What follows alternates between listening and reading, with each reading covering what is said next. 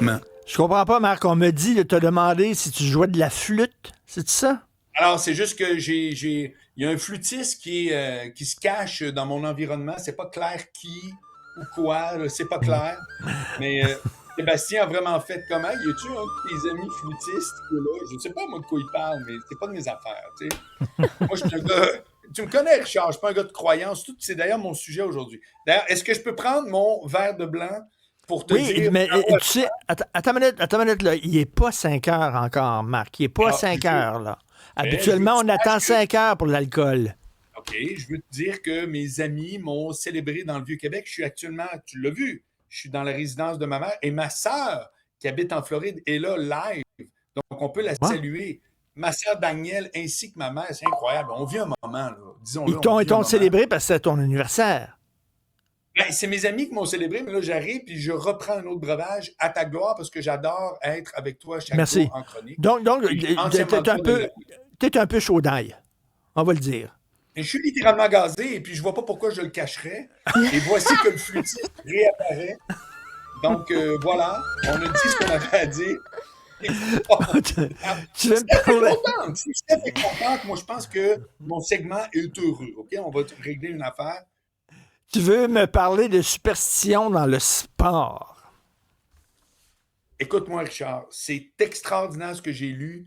Et vraiment, mais qu'est-ce qui se passe? Pourquoi tu es comme mort de Non, non, rire? Mais il n'y a rien de drôle. non, Je non, suis en pleine possession de mes moyens. ouais. Je Vas-y. répète que tous les jours à 17 heures, j'aime tellement ça de parler, mais peut-être qu'il y a un peu de gaz ce soir, c'est la vie. Le- Laisse-moi te dire la chose suivante. À Radio-Canada, tout à l'heure, il y avait un article, j'aime ça, et qui disait qu'il y avait quasiment de l'ésotérisme dans la game des Canadiens Oui. contre les Hurricanes. J'ai fait, de quoi ils parlent? Et crois-moi, c'est comme hallucinant. Les Hurricanes, qui sont une équipe extraordinaire, qui ont vraiment fini en premier, qui sont vraiment très hauts, ben, depuis les 18 dernières fois, écoute-moi bien, Richard, depuis les 18 dernières fois, depuis 20 ans qu'ils ont été en troisième ronde, comme c'est le cas contre le Canadien, ils ont perdu 17 fois.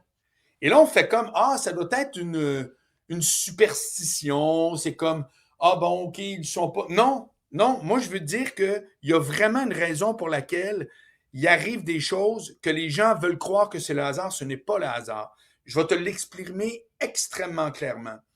Il y a un concept en communication que les gens ne possèdent pas, que moi, je peux dire, ayant écrit un livre qui s'appelle Soyez compris, qui est basé, bien entendu, sur d'autres livres, qui dit que à partir du moment, comme on le fait ce soir, comme on le fait à chaque jour, toi et moi, la dynamique de notre communication n'a rien à voir avec la dynamique de mes autres amis, de ta dynamique avec Sophie, ta copine, avec à chaque fois qu'on intervient avec quelqu'un qui n'est pas une autre personne similaire qui n'existe pas d'ailleurs, on a un autre type de communication.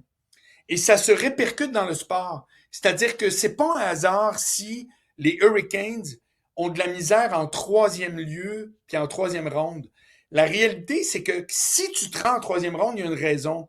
Ça veut dire que tu as un bel équilibre dans ton équipe qui fait que tu as une bonne défensive, une bonne offensive et tu as un excellent gardien.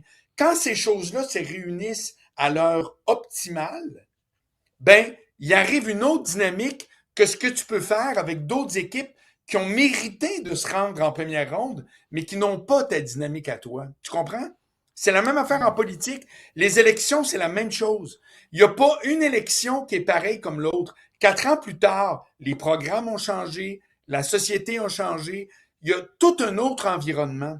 Et les Mais, gens pensent qu'on est tout le temps figé. Moi, mes idées, non, vos idées et ce que vous pensez est différemment selon avec qui vous parlez. C'est ça que je veux te dire à soir. ben, C'est vraiment le journaliste qui a écrit là-dessus, c'est un livre qui dit lorsque tu joues avec une équipe, le passé que tu as eu avec cette équipe-là te hante. Si oui, effectivement, par le passé, tu as mal performé, tu arrives devant cette équipe-là et tu traînes avec toi le souvenir de tes anciennes mauvaises performances. alors, sais-tu quel parallèle que je peux faire? La vie avec tes parents. La vie avec tes parents, Richard. Y a-tu quelqu'un qui peut dire, moi, je suis totalement indépendant de ce que mes parents m'ont influencé? Non. Il y en a qui sont en réaction envers leurs parents. Il y en a qui sont en adéquation. Mais tu peux pas dire, moi, mes parents n'ont eu aucun effet sur moi, c'est impossible. Tu peux te faire à croire, mais c'est la même affaire avec le sport, c'est la même affaire en entreprise. Tu as un nouveau boss qui arrive. Tu vas me faire à croire que ton nouveau boss va absolument rien changer parce que tu trouves que tu es en bon lien avec lui. Non! Tu es en bon lien avec lui, donc tu vas avoir une série de meetings qui vont bien se dérouler, ou le contraire. Ça se peut que... Et tout ça demeure une réalité qui fait que tu n'es jamais un seul concept totalement intègre, je suis indépendant de tout. Non, on est tout le temps dépendant de avec qui on interagit. C'est pour ça que j'ai trouvé que cet article-là qui parlait des Canadiens avec les Hurricanes, même le sport est soumis à ça. Tu sais. C'est comme un gars qui couche avec une fille puis qui a une panne. La prochaine fois qu'il va coucher avec, il va être angoissé par la panne qu'il a eue la dernière fois. Et ça va l'angoisser puis ça va impacter sur sa performance possible, puis il risque d'avoir une deuxième panne. J'aurais voulu inventer un meilleur exemple, mais non, ça prenait mon ami Richard pour un être brillant qui... Ben voilà. Chin-chin pour ton anniversaire. Continue à prendre du vin blanc. Tu saches que mon petit est là. Bravo.